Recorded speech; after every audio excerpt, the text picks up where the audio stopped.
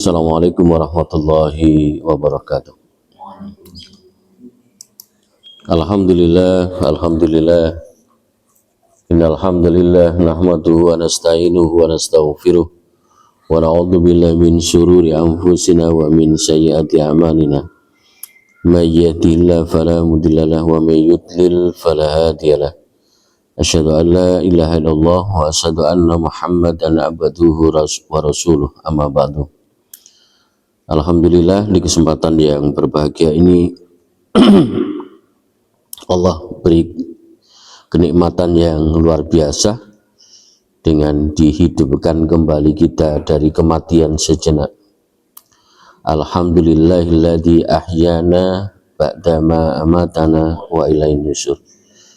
Kematian dan hidupkan sebagai pertanda bahwa kita masih diberi kesempatan oleh Allah Subhanahu wa taala untuk berupaya memaksimalkan diri, meningkatkan keimanan dan ketakwaan kita kepada Allah Subhanahu wa taala. Salawat serta salam mudah-mudahan tetap tercurahkan pada baginda Rasulullah sallallahu alaihi wasallam. Allahumma shalli ala Muhammad. Jamaah salat subuh yang dimuliakan oleh Allah, kita sudah memasuki tanggal 21 Zulhijjah, dan di bulan ini adalah bulan yang luar biasa, yang di sana ada pahala-pahala yang dilipat gandakan oleh Allah Subhanahu wa taala. Kita mulai mencoba kembali pada bab yang pertama, yaitu bab tentang beriman kepada Allah Ta'ala. Bab ini adalah bab yang paling penting dan paling utama di antara bab-bab yang ada, sebab seluruh kehidupan muslim berkisar padanya dan menyesuaikan diri dengannya, artinya dengan keimanan. Ia merupakan keimanan itu sendiri pokok dalam aturan umum bagi seluruh kehidupan muslim. Iman kepada Allah Ta'ala, ya, beriman kepada Allah Ta'ala berarti mempercayai keberadaan Rabb Tabaraka wa Ta'ala. Dialah Allah Subhanahu wa Ta'ala yang menciptakan langit dan bumi, yang mengetahui hal yang gaib dan kasat mata, yang mengatur dan menguasai segala sesuatu. Tiadalah selain Allah, tiada Rabb selain Dia. Dia yang maha agung, maha luhur, memiliki segala sifat sempurna dan bersih dari segala kekurangan. Jadi seperti itu. Lah, keimanan bagi setiap muslim adalah hidayah dari Allah Ta'ala sebelum segala sesuatu, gitu ya. Kemudian keimanan berdasarkan dalil-dalil nakli, nas yang diriwayatkan, dan akli, nalar atau akal budi yang nanti akan kita bahas secara bertahap, ya. Yang pasti, ya, bersyukurlah kita semuanya dilahirkan dari orang tua yang memang memiliki keimanan kepada Allah Subhanahu wa taala. Yang pertama adalah pemberitahuan dari Allah Ta'ala sendiri bahwa Allah ada dan Allah adalah Rabb bagi para makhluk, juga tentang segala nama dan sifatnya. Nah, ini semuanya terdapat dalam kitabnya yang mulia, yaitu Al-Quranul Karim, sebagai pegangan hidup kita, sebagai pedoman hidup kita. Sebagaimana Allah berfirman di ayat yang pertama, Alif Lam Mim Dzalikal Kitabu la raiba fi hudalil muttaqin. Jadi di dalamnya yaitu petunjuk bagi orang-orang yang beriman. Firman Allah yang menyatakan yang pertama adalah inna rabbakumullahu alladzi khalaqas samawati wal ard fi sittati ayyamin tsumma stawa 'alal arsy yughshil laila lahan nahara yatlubu hasisan wasyamsa wal qamar wan nujuma musakhkharatin bi amri ala lahul khalqu wal amru tabarakallahu rabbul alamin. Sesungguhnya Rabb kamu adalah Allah. Ini firman Allah yang pertama sebagai dalil bahwa Allah adalah Rabb. Rabb kamu adalah Allah yang telah menciptakan langit dan bumi dalam 6 masa. Lalu dia Allah bersemayam di atas arsy. Dia menutupkan malam kepada siang yang mengikutinya dengan cepat, dan diciptakannya pula matahari, bulan, dan bintang-bintang. Ya, tunduk yang masing-masing tunduk kepada perintahnya. Ingatlah, menciptakan dan memerintah hanyalah hak Allah. Maha suci Allah, Rabb semesta alam. Ini di dalam surat Al-A'raf. Sebagai dalil yang pertama bahwa Allah Maha yang menciptakan segala sesuatu. Begitu pula firman-Nya ketika memanggil Nabi Musa alaihissalam di tepi Al-Wadi Al-Aiman, di pohon Al-Buq'ah. Ya, wahai Musa, sesungguhnya aku adalah Allah, Rabb semesta alam. Begitu pula firman-Nya, sesungguhnya aku ini adalah Allah, tidak ada ilah ya yang hak selain aku, maka sembahlah aku dan dirikanlah salat untuk mengingat aku. Lah, jadi banyak dalil-dalilnya. Begitu pula firman-Nya ketika mengagungkan dirinya, dalam hal ini dirinya Allah sendiri, serta menyebut nama-nama dan sifat-sifatnya. Dialah Allah yang tiada ilah yang berhak disembah selain Dia, yang mengetahui hal gaib dan nyata. Dialah yang Maha Pemurah lagi Maha Penyayang. Dialah Allah yang tiada ilah yang berhak disembah selain Dia, Raja yang Maha Suci, yang Maha Sejahtera, yang mengaruniakan keamanan, yang Maha memelihara, yang Maha Perkasa, yang Maha Kuasa, yang memiliki segala keagungan, Maha Suci Allah dari apa yang mereka persekutukan. Dialah Allah yang menciptakan, yang mengadakan, yang membentuk rupa, yang mempunyai nama-nama yang paling baik. Bertasbih kepadanya apa yang ada di langit dan di bumi, dan Dialah yang Maha Perkasa lagi Maha Bijaksana. Nah, dalil ini menyebutkan maha begitu ya. Yang di situ tetap bahwa Rabb Tuhan manusia adalah Allah SWT. Begitu juga firman-Nya ketika memuji dirinya sendiri. Dianya ini di sini adalah dirinya adalah Allah SWT sendiri. Segala puji bagi Allah, Rabb semesta alam, Maha Pemurah lagi Maha Penyayang, yang menguasai hari pembalasan. Ya. Ini yang pertama. Masih ada lagi ayat yang kedua, firman Allah yang kedua di dalam surat Al-Mu'minun, lalu di surat Al-Anbiya itu juga sama. Jadi masih menyatakan bahwa segala sesuatu gitu ya, segala sesuatu itu adalah ciptaan Allah gitu. Yang kedua adalah pemberitahuan dari Nabi. Jadi kalau tadi itu firman-firman Allah gitu ya.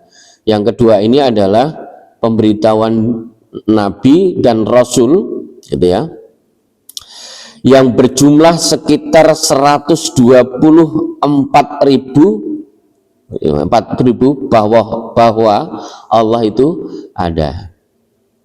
Dialah Rabb bagi seluruh alam, dialah yang menciptakan semuanya, dialah yang mengatur semua ciptaan, gitu ya. Begitu pula pemberitahuan mengenai segala nama dan sifatnya. Gitu. Jadi itu yang kedua, gitu ya. Lalu yang ketiga, keimanan dan keyakinan miliaran manusia atas adanya Rabb, gitu ya, serta penyembahan dan ibadah mereka kepadanya. Padahal mereka manusia biasanya dapat mempercayai satu atau dua orang, apalagi sekumpulan umat dan sekian banyak manusia yang tidak terhitung jumlahnya.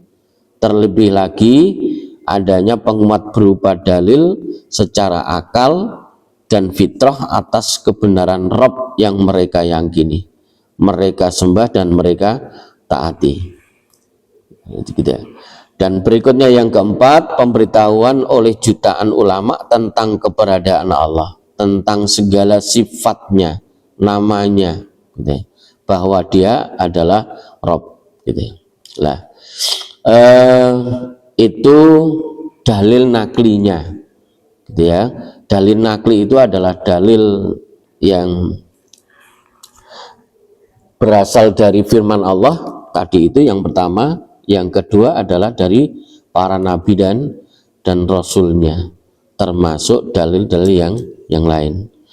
Lalu dalil akli itu dalil yang ada, yang dinalarkan dengan akal, begitu ya, bahwa keberadaan beraneka ragam alam dan makhluk menjadi saksi atas keberadaan penciptanya, yaitu Allah.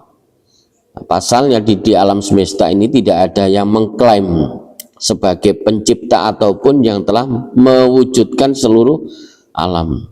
Atau mungkin pernah kita teori alam itu, Ustaz Fikri, Big Bang ya, Big Bang. Jadi ada ledakan besar, gitu ya, sehingga ya dari ledakan besar itu terciptalah, gitu ya, salah satunya adalah bumi, termasuk benda-benda langit yang lainnya, seperti itu. Nah, itu teori manusia, begitu ya. Jadi akal manusia juga menilai mustahil adanya sesuatu, gitu, tanpa ada yang menciptakannya, ya. Jadi bahkan akal manusia juga menilai mustahil bahwa adanya hal yang paling sepele sekalipun tanpa ada yang mewujudkannya. Misalnya, mustahil ada makanan tanpa ada yang memasaknya, gitu ya. Atau ada tikar di atas tanah atau karpet yang kita ini, ya, hambal yang kita ini, tanpa ada yang, ya, terhampar di ini tanpa ada yang membentangkannya. Terlebih lagi alam semesta yang luar biasa besarnya ini, yang terdiri atas langit beserta bintang-bintang, matahari, bulan dan berbagai planet.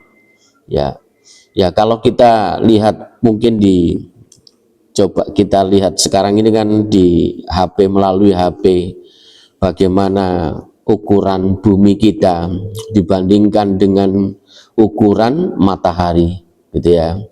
Bagaimana Allah menciptakan matahari yang memiliki, dikatakan sebagai sumber cahaya, sumber kehidupan manusia, pencahayaannya, jaraknya seberapa, tapi masih kita rasakan panasnya luar biasa. Siang hari panas sekali, berdampak malam harinya dingin sekali, begitu ya.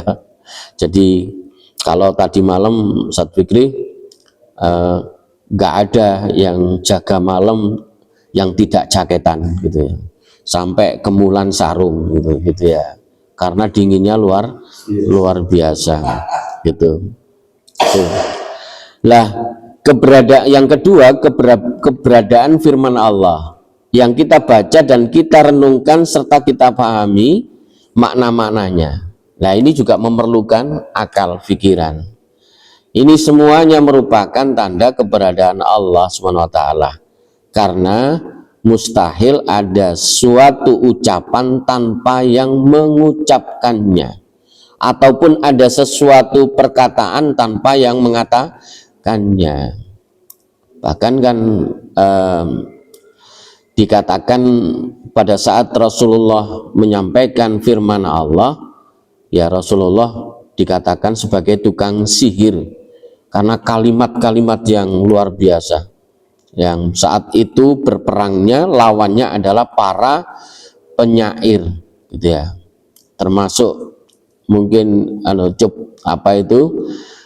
tentang surat alam taro al-fil saja, alam taro kaifa fa'ala rabbuka bi ashabil fil. Mereka juga membuat tandingannya gitu ya, tapi tetap tidak bisa. Firman Allah SWT jelas menunjukkan atas keberadaannya, apalagi firman-Nya mencakup aturan-aturan atau hukum-hukum. Itu secara akli. Yang kedua, yang ketiga adalah keberadaan pengaturan secara rinci yang tercermin dalam hukum-hukum alam ikhwal penciptaan, pembentukan, pembuatan dan perkembangan seluruh ya entitas hidup di alam ini. Banyak kaum muslimin, ya orang-orang kafir awalnya yang masuk agama Islam karena sebuah penelitian, ya.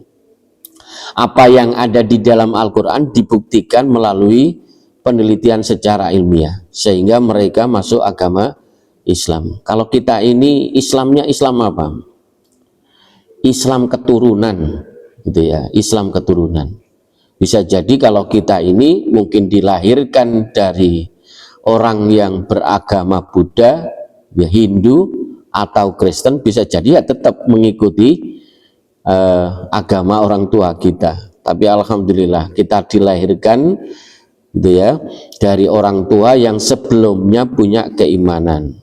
Nah, sekarang ini banyak di negara-negara yang sebelumnya benci terhadap Islam karena keimanan, melalui penelitian-penelitian dikaitkan apa yang menjadi firman Allah, diteliti sehingga terbukti di situ, ya, terbukti.